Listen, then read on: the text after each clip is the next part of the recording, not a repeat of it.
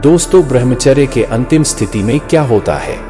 उस समय एक व्यक्ति के अंदर कौन से गुण आ जाते हैं और उनके सोचने का तरीका और दिनचर्या कैसी होती है? विद्वानों का मत है कि कोई व्यक्ति यदि 14 वर्ष तक ब्रह्मचर्य का पालन कर रहे तो उसकी मेधा नाड़ी खुल जाती है।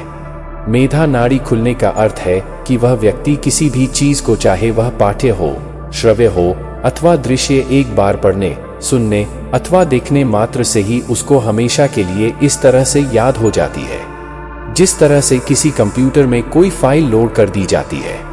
ब्रह्मचर्य के पालन से मस्तिष्क की शक्ति बढ़ने के साथ साथ शारीरिक शक्ति में भी वृद्धि होती है। सही मायने में देखा जाए तो हमारे सुखी जीवन का आधार ही ब्रह्मचर्य है।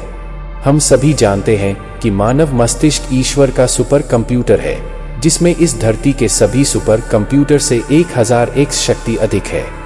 लेकिन फिर भी हमें सब कुछ याद नहीं रहता। हम जानते हैं कि स्मरण शक्ति न केवल छात्र के लिए बल्कि हर व्यक्तित्व में बड़ी सफलता है।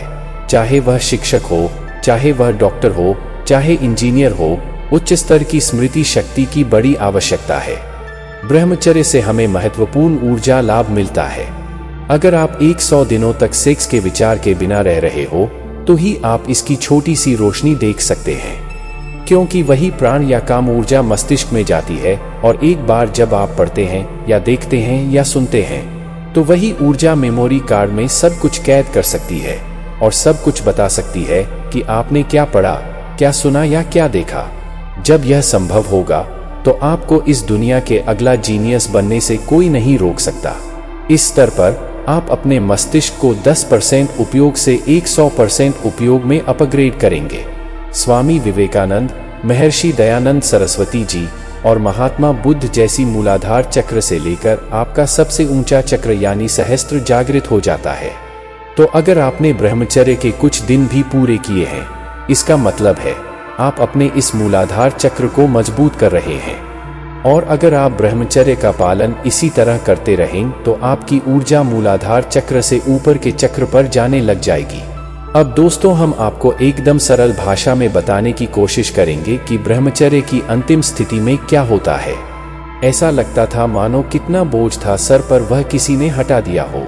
आप खुलकर सांस ले रहे होते हैं। काफी समय बाद वातावरण में एक अलग सी ताजगी की महसूस होती है और आपको नेचर की सारी चीज और भी स्पष्ट रूप से दिखाई देती है, जैसे मानो HD में आ गया हो आपका विजन और आप पहाड़ की सबसे ऊंचाई पर पहुंचकर इस दुनिया को एक्सपीरियंस कर रहे होते हैं। दूसरा, ब्रह्मचर्य की अंतिम स्थिति में इंसान का दिमाग ब्लेस्ड माइंड में बदल जाता है, यानी जिस चीज को वह व्यक्ति एक बार देख लेगा वह चीज उसके दिमाग में कार्बन कॉपी की तरह छप जाएगी। 14 वर्ष के अखंड ब्रह्मचर्य के बाद उसकी मेधा नाड़ी, जिसे नर्व ऑफ मेमोरी भी कहते हैं, वह सक्रिय हो जाती है। फिर दिमाग से वह इतना जीनियस और शक्तिशाली हो जाएगा कि दुनिया में ऐसी कोई चीज नहीं जो वह हासिल ना कर सके। असंभव कार्य को संभव कर देगा। इसके हमारे पास महान उदाहरण भी हैं। चाहे कोई वजह से दिमाग की बात करें या फिर बलवान शरीर की या फिर आध्यात्मिक प्रगति की हर बड़ी संभावना, तीनों ही क्षेत्र में आपको एक चीज कॉमन मिलेगी, वह है ब्रह्मचर्य रक्षा। दोस्तों, जब मेधा नाड़ी और सूक्ष्म नाड़ी सक्रिय हो जाती है तो आप इतने बदल चुके होते हैं कि अब पीछे मुड़ने का सवाल ही पैदा नहीं होता है। तब आपको भौतिक जगत की चीजें अपनी तरफ आकर्षित नहीं करती है, क्योंकि आप जाग चुके हैं, जान चुके हैं कि माया असलियत में क्या है। वैराग्य का विकास हो जाता है, किसी के कहने से नहीं, आपने खुद इसका अनुभव किया होता है।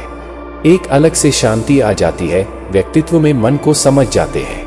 आपकी यही एकमात्र ऐसी चीज है इस दुनिया में जिसको मैं संभाल सकता हूँ। यह बात तो आप सब मानेंगे कि कल सुबह जीवित उठना सबसे जरूरी है, राइट?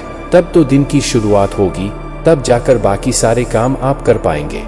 जीवित रहने के लिए दिल का धड़कन जरूरी है, वह भी हम नहीं चलाते हैं। सोचो, सबसे जरूरी चीज हमारे हाथ में नहीं, बस मन अपने हाथ में है। यह हमेशा याद रखना। और ब्रह्मचर्य के अंतिम स्थिति में बड़ी संभावना है कि परमात्मा से एक मुलाकात होती है। साधारण व्यक्ति कभी परमात्मा के तेज, उनके विराट स्वरूप को सहन नहीं कर पाता। इसके लिए कई वर्षों की तपस्या करनी पड़ती है और तब जाकर परमात्मा की एक छोटी सी झलक मिलती है।